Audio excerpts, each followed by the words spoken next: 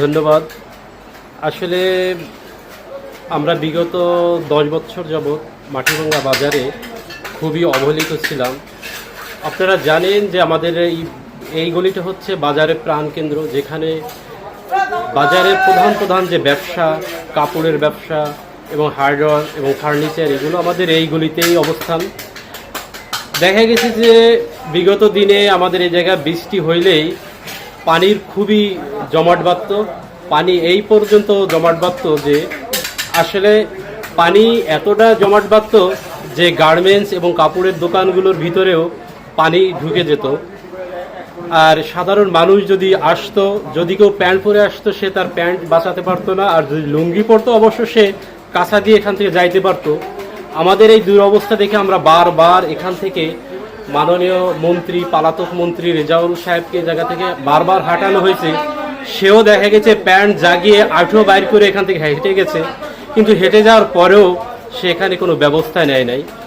অবশেষে এই 25 সালে দেশের পরিবর্তন আসার পরে আমাদের স্থানীয় বিএমপি নেতা অ্যাডভোকেট দুলাল মামা এবং আমাদের থানার সম্মানিত টিওনো সাহেব, এনাদের ঐক্যমতে আমরা অবশেষে একটা পরিবেশ পেতে যাচ্ছি।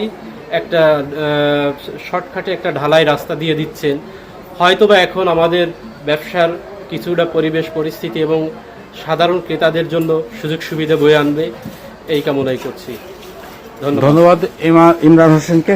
দর্শক, আপনারা শুনছিলেন একজন ব্যবসায়ীর মন্তব্য। একজন ব্যবসায়ীরা কতটা খারাপ পরিস্থিতিতে ছিল এই বাজারে, মাটিভাঙ্গা বাজারে মেইন রোডে যারা অন্তত ব্যবসা করছিল। তো সেখান থেকে উনি বলছিলেন সাবেক মন্ত্রী জনাব ABM রেজাউল করিম, শমা রেজাউল করিম, উনি এখান থেকে চলাচল করেছে, তারপরে রাস্তাটা উন্নতি হয় নাই। অবশ্য উনি যেটা করেছে, এর পাশে আরেকটি গলি, সেটিকে একটি ঢালাই রাস্তা তৈরি করেছে। আমরা সেই বিষয়ে তার কাছে কৃতজ্ঞ, কিন্তু এই রাস্তাটা ওনার সময় উনি করেই যেতে পারতেন। যদি করে যেতেন তাহলে আমরা অবশ্যই কৃতজ্ঞ থাকতাম। যাই হোক, অবশেষে দুলাল ভাইয়ের সহযোগিতায় এবং ইউনো সহযোগিতায় আমাদের এই রাস্তাটার ন্যূনতম সংস্কার হচ্ছে। দেখছিলেন মাটিভাঙ্গা বাজার থেকে।